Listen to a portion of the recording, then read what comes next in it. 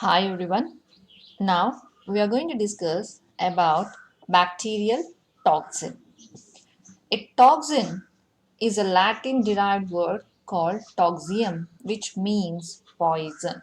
So, a toxin can be defined as a specific substance or the metabolic product of the organism, that is microorganism, that damages the host is going to be referred as a toxin. So toxin is a metabolic product of the organism that damages the host is going to be called as toxin.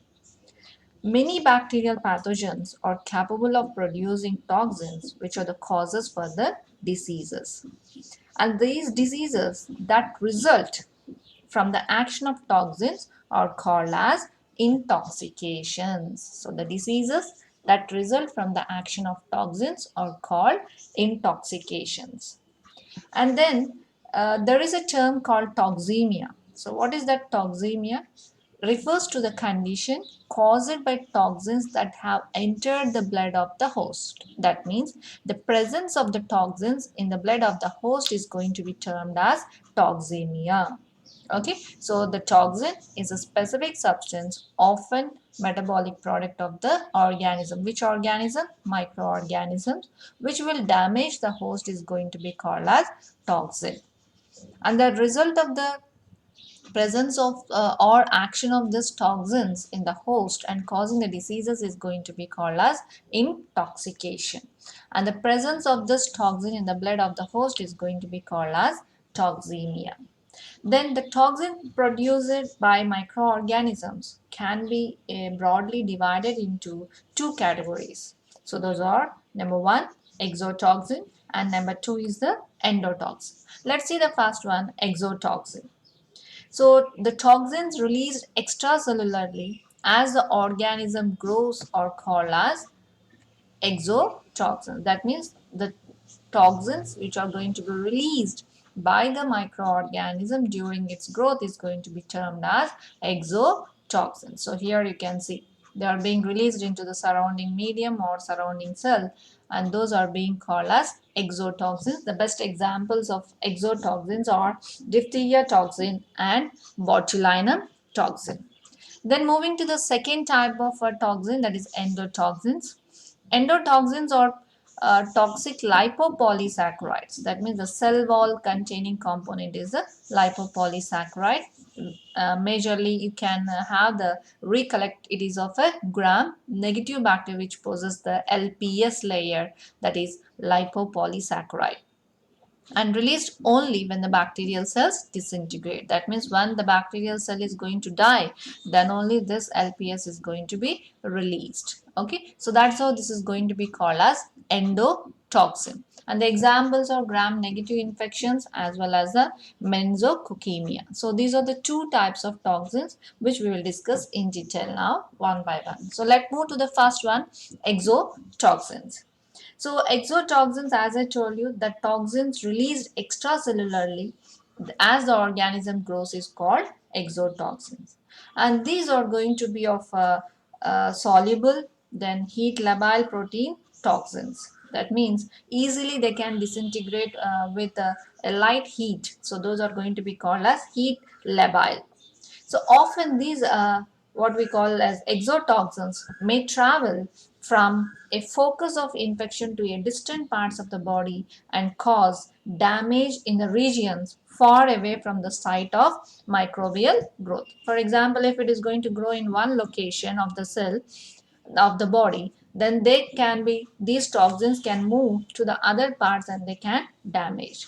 So here are we are going to discuss some general characters of exotoxins. They are number one, synthesized by specific pathogens that often have plasmids or prophase bearing the exotoxin genes. So here we have to remember this plasmids or the extra chromosomal material. That means the exotoxins are going to be synthesized or they are going to be coded by the extracellular chromosomal materials called as plasmids. Okay, then the second one, as I already told you, they are heat labile and can be inactivated at 60 to 80 degrees centigrade, and they are very toxic.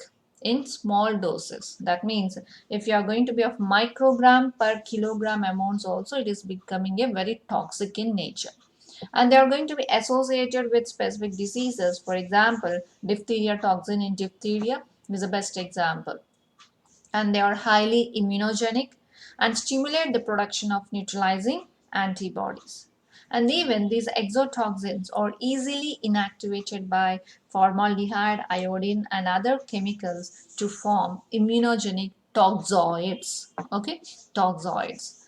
And then examples coming to this toxoids are going to be of diphtheria toxin and botulinum toxoid. We are having all these things, and even the toxins are known by the name of the disease they produce. So as the diphtheria disease is because of the diphtherial toxin, botulinum disease because of this botulinum toxin. Okay, so these are all about the exotoxin general characters. So what is the exotoxin? Released extracellularly as the organism grows is called as exotoxin. And then the general characters, that means at what temperature it grows, where it is, whether it is having a high toxic or not in the small doses. So it is very toxic because the microgram per kilogram amounts is going to be of a very effective. Okay, so these are all the general characters of exotoxins. Then coming to the mode of action, that means how these are all going to involve in damaging the tissues or the cells of the host. So exotoxins exert their effects in a variety of ways. Okay, number one is going to be the inhibiting the protein synthesis. Example is the diphtheria toxin. And number two, toxins like botulinum or botulin, tetanus toxin, staphylococcus toxin inhibit nerve synapse function, causing systemic shock and paralysis. And then the disrupt, that means these exotoxins will disrupt the membrane function, causing fluid loss from the affected cells. This is going to be mainly by E. coli enterotoxin. And then even these exotoxin kills the cells by various mechanisms. Okay, example, if we take the toxins produced by Yersinia pestis and Botryella pertussis, Pseudomonas aeruginosa, these all kill the cells. Okay, similarly, we are also going to have a Clostridium difficile produces a potent cytotoxin that causes the hemorrhagic fluid secretion. So these are all the mode of actions by which these exotoxins are going to show their effect on the host. So here is a picture where we can see this is a botulinum toxin, okay, which causes a flaccid paralysis, stops muscle contraction. And next one is a tetanus toxin, that is spastic paralysis. This also stops uncontrollable muscle contraction. So here you can see the figures by how they are going to.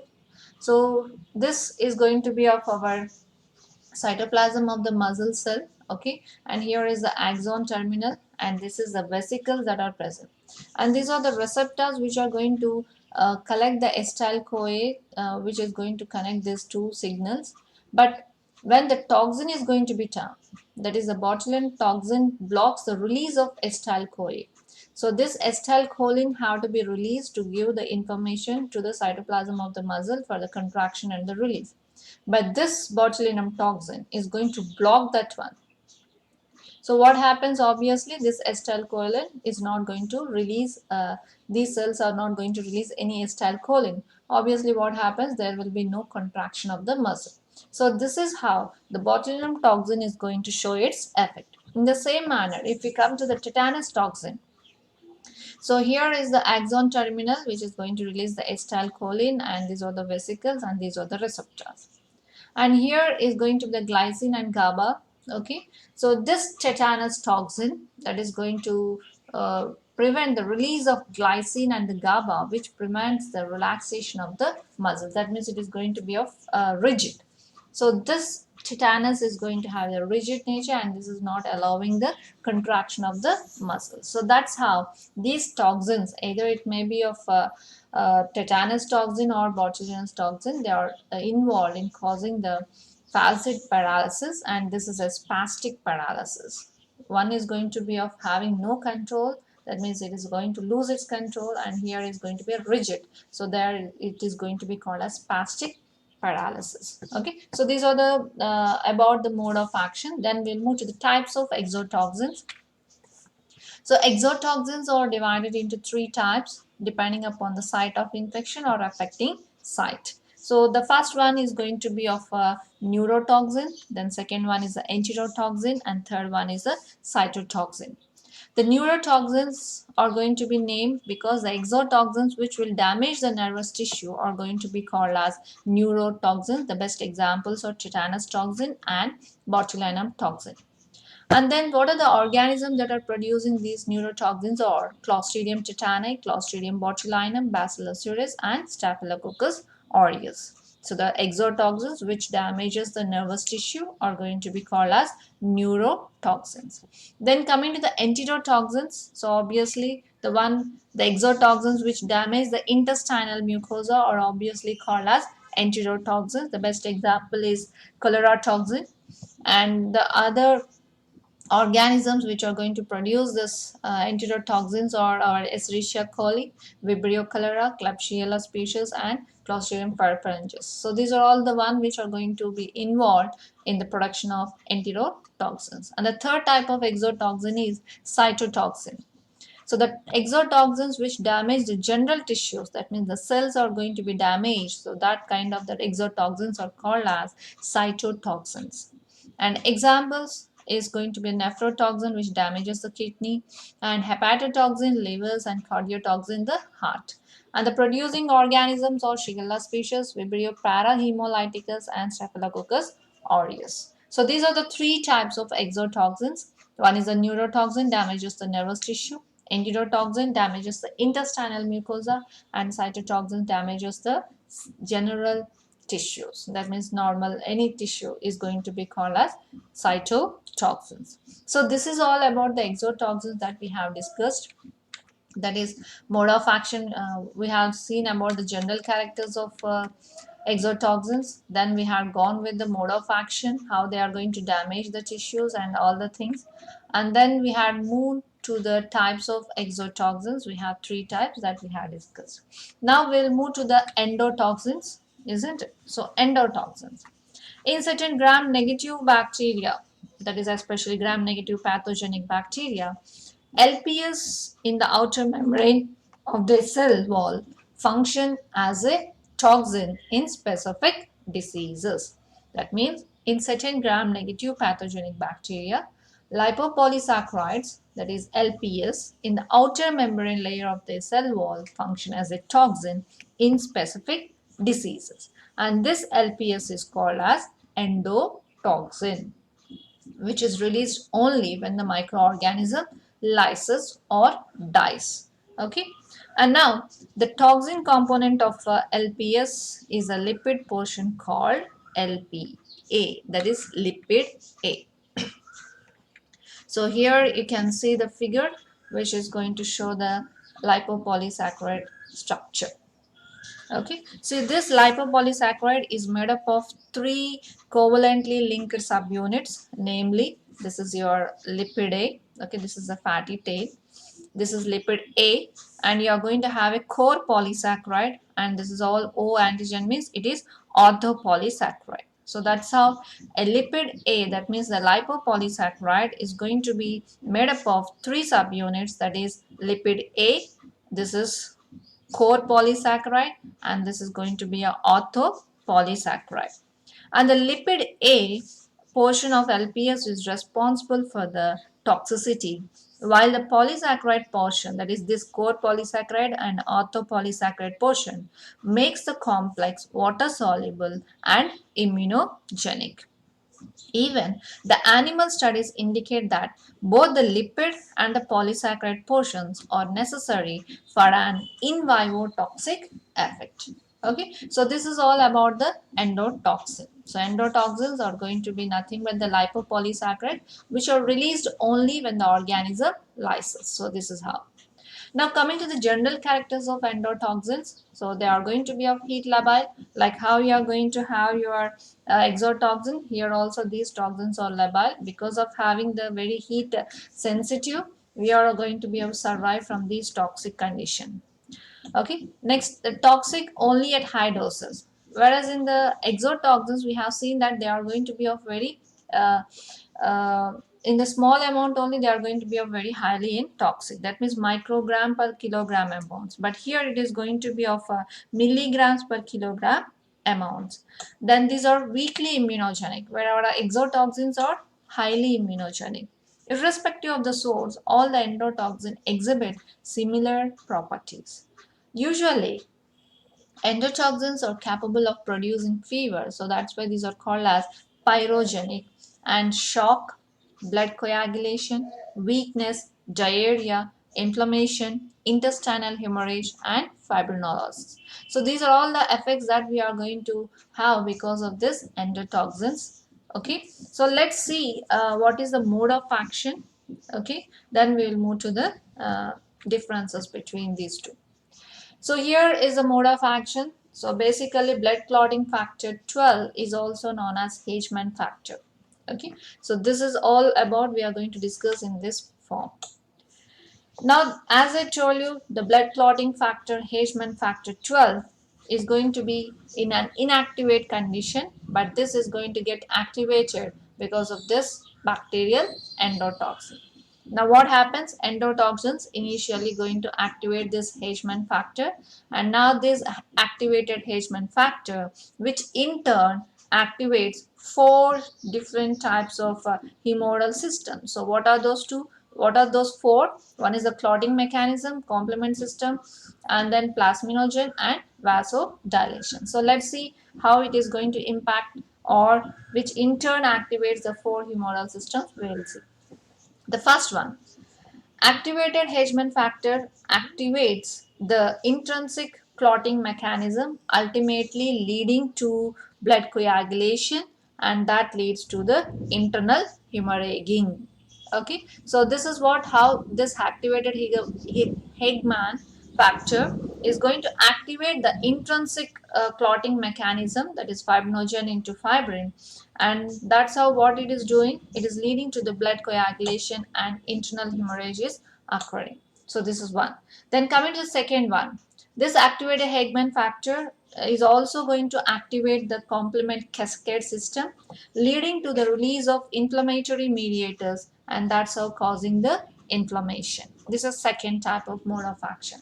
Then third type is going to be of activated Hageman factor is going to activate the plasminogen proactivator, leading to the conversion of plasminogen into plasmin, and thus causing the fibrinolysis.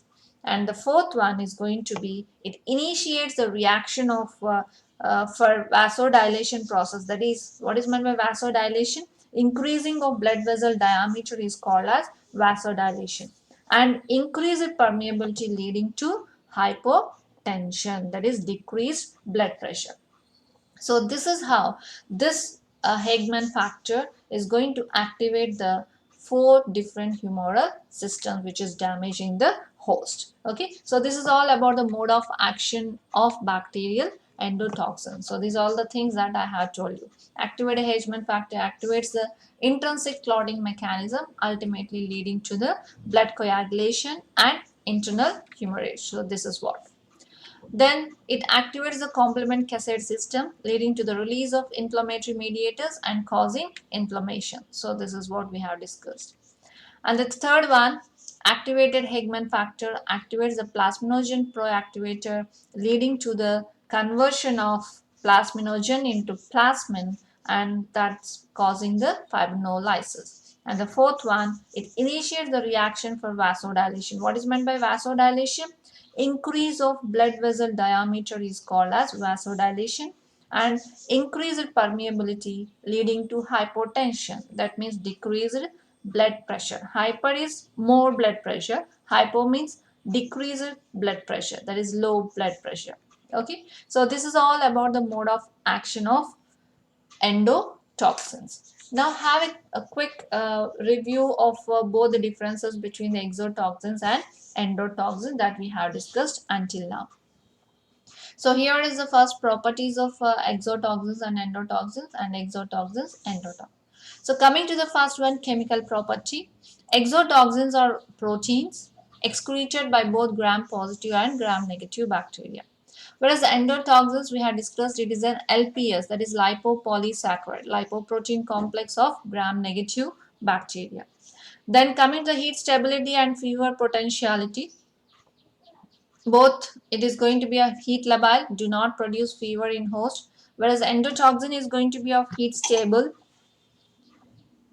and fever is general. Here we won't get the any fever, but here you are going to get the generally you'll suffer with a fever, then diarrhea and vomiting. Then coming to the toxicity, exotoxins are going to be highly toxic, even sometimes fatal, because the micrograms is enough to for a kilogram amounts of the cell. Then endotoxins are going to be of weakly toxic, rarely fatal. Then coming to the toxoid potential. What is a toxoid?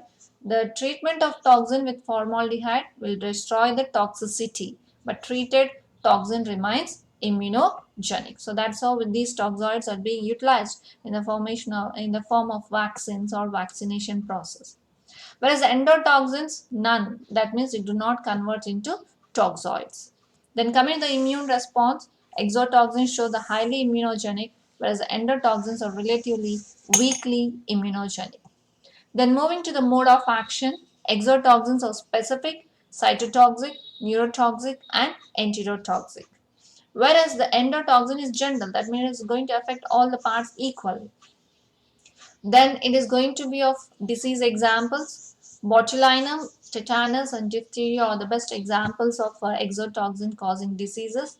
And then endotoxin causing infections are going to be of gram-negative infections and meningococcemia. So here you can see the figures of exotoxin that is being released, and the endotoxin is a lipid polysaccharide structure. Here is the O, and this is the core polysaccharide, and here is our lipid A molecule, which is having a fatty acid tail. Okay, so this is all about the bacterial toxins. Overall, we have discussed the two types of toxins, that is exotoxins and endotoxins. Thank you.